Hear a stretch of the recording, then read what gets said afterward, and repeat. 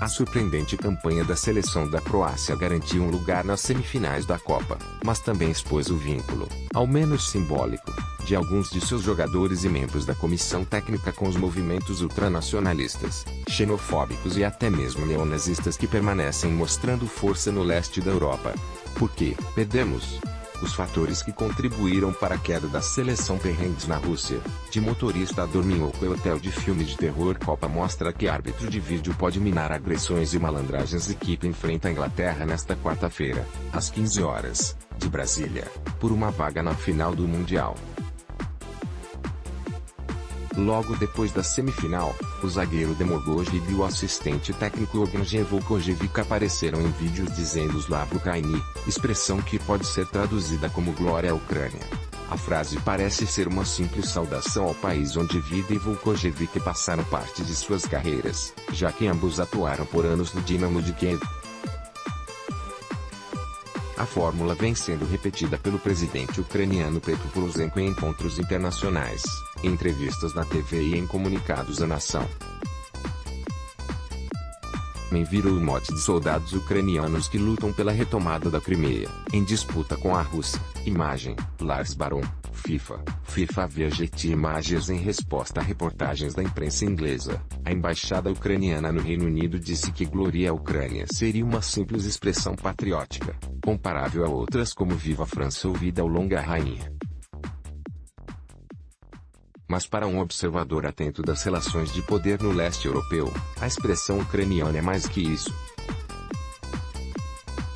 Os historiadores localizam as primeiras aparições de Glória à Ucrânia e sua resposta à glória aos heróis ainda nas primeiras décadas do século XX. A saudação ganhou nova força entre 2013 e 2014, quando foi o grande aglutinador dos protestos que tiraram do poder um presidente alinhado ao governo russo em prol de uma gestão mais nacionalista e pró-Europa.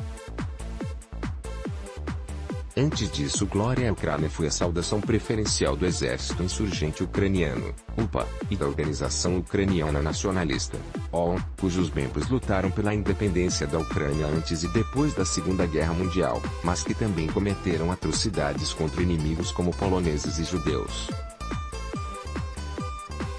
A OUN representavam a resistência contra o governo da União Soviética e estavam alinhados aos nazistas da Alemanha. Nessa época, Glória à Ucrânia era a versão local do Heil Hitler, a tradicional saudação nazista. Ao repetirem a frase após uma vitória dramática sobre a Rússia, Vida e Vukojevic deram um recado aos amigos ucranianos, mas sofreram sanções quase imediatas.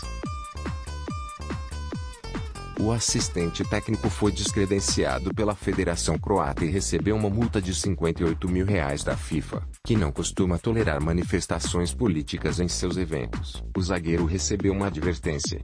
Os croatas também precisaram vir a público pedir desculpas. Na terça-feira, 10, outro vídeo veio à tona. Em mais um momento de celebração, o Vida ergue uma garrafa de cerveja e volta a dizer Glória à Ucrânia. Quando eles dizem essas palavras, eles não estão fazendo uma manifestação ingênua, avaliou Jorge Cristian Fernandes, professor de História Contemporânea da Universidade Federal do Mato Grosso do Sul. É uma demonstração clara de afinidades políticas dos croatas com a Ucrânia e com esse mundo mais ocidental, em oposição à Sérvia e à Rússia. A Croácia tem uma afinidade histórica com o Ocidente, e, tanto lá como na Ucrânia, permanecem latentes esses movimentos ultranacionalistas, xenofóbicos, que sonham com uma Europa de pureza racial e cujas manifestações se tornam cada vez mais populares, disse o professor. Neste segundo vídeo, o Vida pronuncia outra expressão de aparência controversa, citando o nome da capital da Sérvia, Belgrado queima, diz ele. Seria uma referência à guerra que opôs as nacionalidades após a dissolução da Iugoslávia? Procurada pela reportagem, a embaixada da Sérvia em Brasília levou na esportiva e não viu sentido ofensivo na provocação do jogador. A FIFA anunciou que está investigando o caso. Croatas cantam música de banda ultranacionalista. Referências ao passado bélico dos Balcãs apareceram em outro vídeo comemorativo.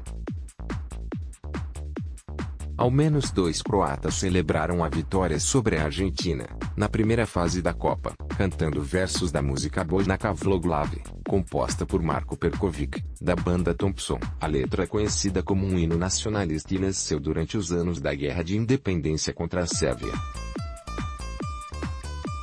Os versos cantados no vídeo pelo zagueiro Dejan Lovren, do Liverpool, podem ser traduzidos como por nossas casas, por nossos irmãos, por nossa liberdade, nós estamos lutando. Mas a música inicia com a saudação para nossa casa, estamos prontos, um símbolo do Stasa, a organização paramilitar croata que colaborou com os nazistas durante a Segunda Guerra e permaneceu com influência sobre o país mesmo depois do fim dela. A história da Stasa começa com a invasão nazista em Iugoslávia, conta o professor Sergio Aguilar, da Unesp de Marília, São Paulo, observador da ONU durante a Guerra Civil nos Balcãs e autor do livro A Guerra na Iugoslávia, uma década de crises nos Balcãs. Os nazistas proclamaram o Estado croata independente e instalaram um governo fantoche extremista e nacionalista denominado Stasa, escreveu ele. Esse governo croata estabeleceu leis antissemitas e foi responsável pelo extermínio de sérvios, judeus e ciganos. O regime Stasa tinha como insígnia a chauvinica, um escudo xadrez vermelho de origem medieval, que foi retomado propositalmente pelo movimento nacionalista que resultou na independência da Croácia na década de 1990. Jogo na Euro teve suástica no gramado. A ideologia do Stasa associava elementos do cristianismo com a xenofobia, o ideal de raça pura e o uso da violência, e suas consequências para a Croácia atual permanecem vivas. Marko Perkovic, o compositor da música cantada no vestiário da seleção croata, é um conhecido defensor do Stasa e, por causa disso, já teve shows cancelados em outros países europeus. Em 2004, acusado de neonazismo, Perkovic foi proibido de tocar em Amsterdã.